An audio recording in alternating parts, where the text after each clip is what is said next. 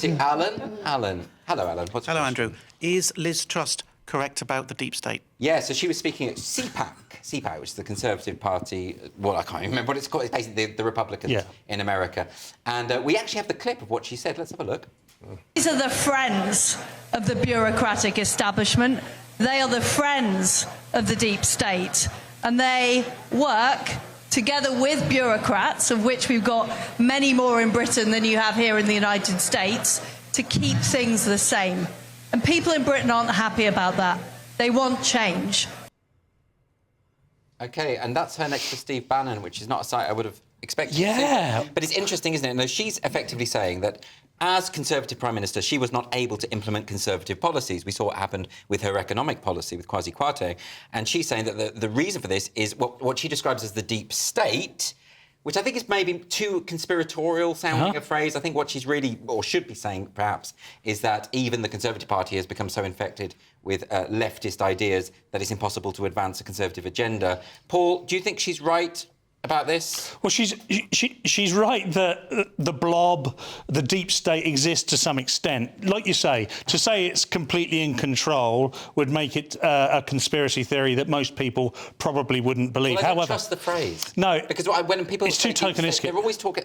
Like honestly, there are people who I know who believe that there's this secret satanic cabal that run the entire globe, and they're frankly bonkers. And they use phrases like deep state. That's me. I know that's you, Paul. Right, OK, sorry. No, you're right, though. Just to give an example, Margaret Thatcher, God rest her soul, Andrew, she was in power 7 years before she was able to get through her union reforms because she understood this blob, this deep state existed. And you can't go at these...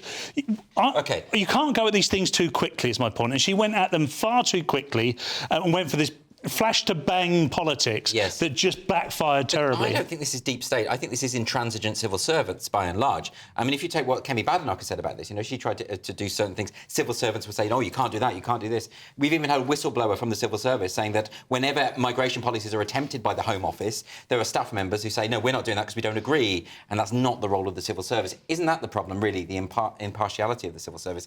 It needs to be preserved. I would say so, yes. But what happened with the pork markets? Do you not remember that was a big thing for a while? There was something with Liz Truss, yes, there was something with the pork markets. That's not what we remember her for. That's what I remember. Listen, I represent some people at home, thank you very much. No, fair enough. I'm glad you mentioned pork, because Paul is here, so, like... She also said something about cheese. I think she thought that... She did say something about cheese. What did she say about cheese? I love cheese. I think she was just saying how much she loved cheese.